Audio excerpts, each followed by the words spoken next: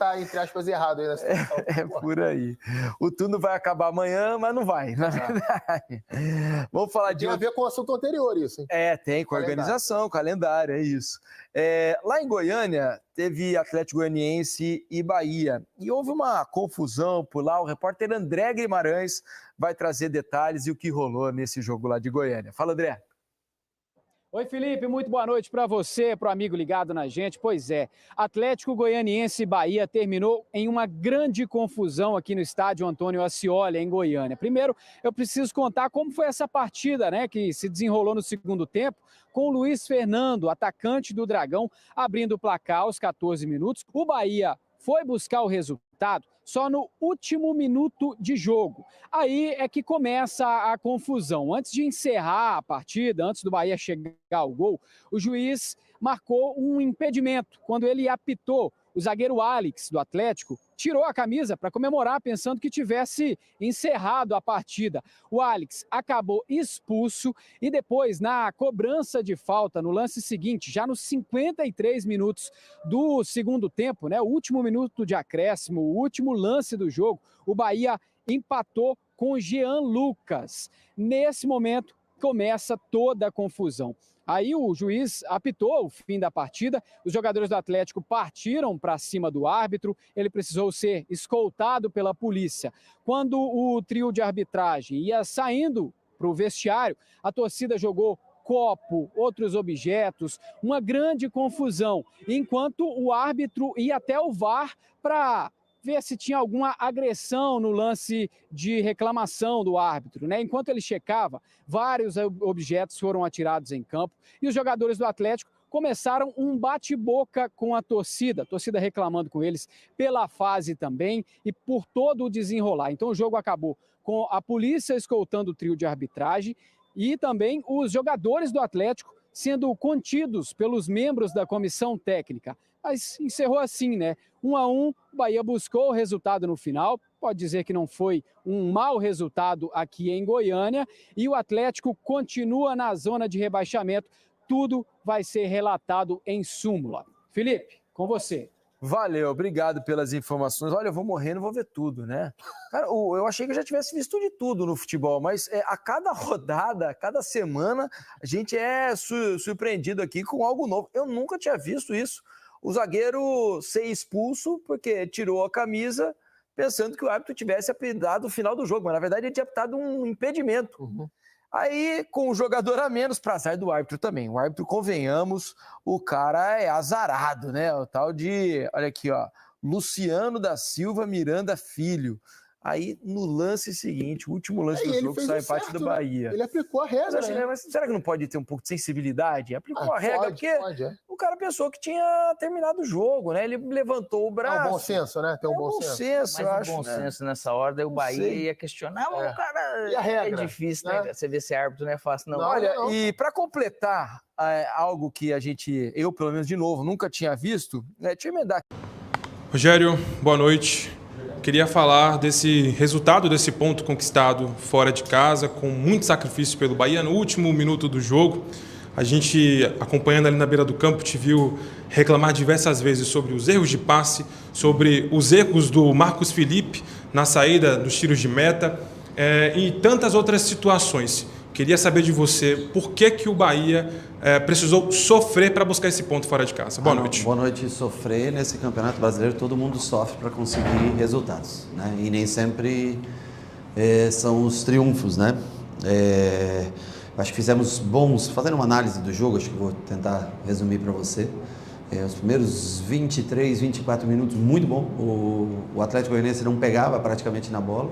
Nós controlávamos o jogo, tivemos uma boa finalização com o Tassiano, que podia ter sido melhor, boa jogada do Everaldo, enfim, dominávamos o jogo. E depois disso, eles começaram a apertar mais a marcação e nós perdemos o controle do jogo e não conseguimos fazer daí, no restante da partida, um bom jogo. Sobre saída de bola, nós não acertamos o ponto correto da onde colocar a primeira bola para a gente ganhar essa primeira bola e dar sequência na jogada. Essas foram as reclamações, eu falei já com o próprio Marcos, ele sabe como nós treinamos a saída, quando apertado, o que nós temos que fazer.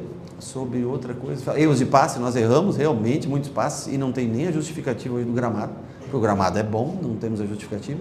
Então, assim, é um momento que você perde 2 jogos, você perde um pouco a confiança, e é natural. Assim como você ganha, você faz coisas, às vezes, até mais do que você imagina.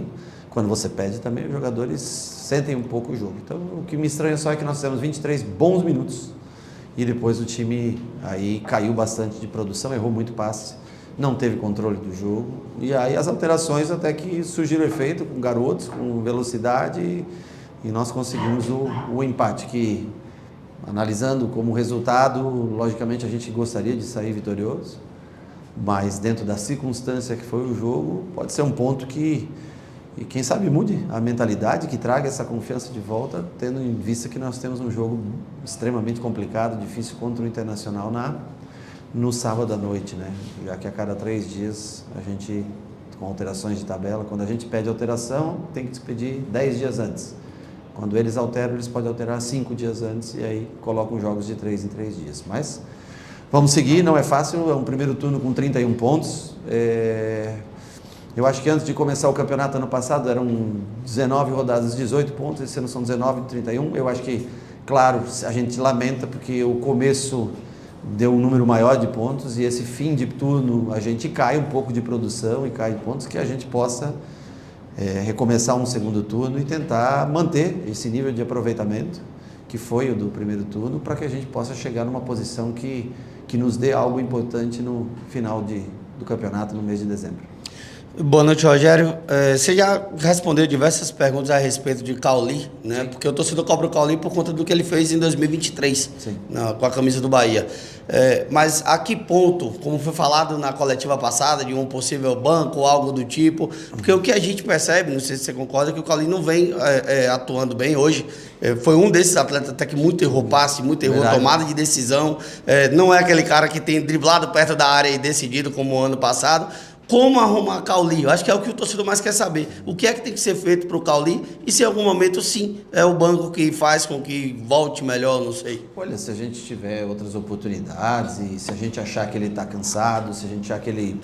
Aí a gente pode um dia tirar ele, logicamente. Se não, ele vai continuar jogando e nós vamos tentar resgatar o melhor do Cauli, a melhor versão do Cauli com o passar dos jogos. É um jogador que precisa de confiança. Se a cada vez que ele erra, vocês criticarem, cada vez que ele faz um jogo que não é tão bom, ele era um grande jogador nosso do ano passado. Então, assim, ele, assim como o Everton, assim como o Caio Alexandre, que não pôde jogar hoje, como o Jean Lucas, são jogadores especiais. Claro que ele tem que melhorar, não tenha dúvida, né? E quando ele erra muitos passes, eu cobro bastante dele isso, trabalhar com mais 2 toques na bola, menos toques de primeira, entendeu? Mas é um jogador importante e não vejo que seja uma coisa necessária você botar um jogador no banco, não é isso que vai fazer ele melhor. Eu acho que nós temos que incentivá-lo, dar confiança para ele, dar crédito sempre para ele e tentar fazer dele um jogador melhor a cada rodada. É pouco tempo para treinar, mas através de vídeos, mostrar o que ele pode melhorar, o que pode ser feito, né? É uma função difícil de exercer, não é fácil. Você pensa que talvez outros jogadores exerceria melhor do que ele essa função? Não sei se conseguiria. Então, assim, nós temos que sempre tentar melhorar, sempre tentar cobrar, conversar, falar, mas nunca deixar de dar confiança para um jogador tão importante como ele é para nós. Boa noite, Rogério. Sou Adriano Almeida do Esportes Mais. Professor, o Bahia é um time que tem alto índice de posse de bola, um time que joga com intensidade, joga no campo do adversário, então um jogo muito forte através de seus meias. Como é manter e consolidar essa identidade de jogo em meio a um calendário tão caótico que não te permite tempo para treinar? É muito difícil. Eu acho que você acertou, por exemplo, em matéria de manutenção de bola, passes, troca de passes, controle de jogo. Não é um time altamente intenso, tem que se colocar no campo adversário para ter esse controle, não tem aqueles jogadores de transição, de velocidade, né? E é difícil você, com um jogo a cada 3 dias, ou nós já estamos acho que 43, 44 jogos, se eu não me engano, não sei, nesse ano nós já fizemos.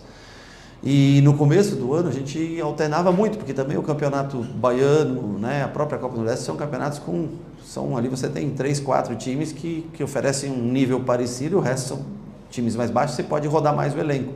Nós fizemos isso para ter um elenco mais inteiro, um time mais inteiro para jogar o Campeonato Brasileiro. E agora nós temos a repetição de vários desses jogadores, então há o cansaço. Principalmente quando você tem uma tabela que ele mostra uma coisa, daí depois de repente amanhece, ele mostra outra, que você tem que enfrentar a Copa do Brasil, o Campeonato Brasileiro. E às vezes nós temos desfalques, né? Hoje nós não tivemos Biel, hoje nós não tivemos Ademir. Infelizmente, devido ao pedido do Hull City, nós perdemos o Oscar, que estava aqui, que a direção trouxe para uma situação até como essa de hoje, para ter um 9 para entrar. A contratação que nós tentamos fazer tem as suas complicações, porque não é uma coisa simples de se fazer, para ter mais um jogador nessa função. Ademir se lesionou, né, no último jogo. Nós temos o Canu, que machucou. Nós temos Caio Alexandre suspenso, porque em meio a tudo isso, cansaço, tem as lesões, tem tudo, não é fácil. Mas nós vamos tentar sempre manter o Bahia no ponto mais alto. É o objetivo da gente, fazer o Bahia tentar se manter entre esse grupo de primeiros colocados. Rogério, boa noite, parabéns pela partida. Rogério, o Atlético e o Bahia hoje passam por momentos distintos. O Atlético é o lanterna da competição, o Bahia briga lá na parte de cima.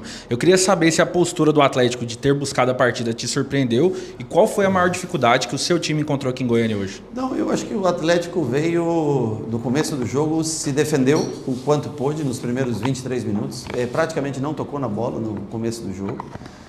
E tentou os contra-ataques. Depois, na metade ali, na hora que houve uma parada técnica, que o Mancini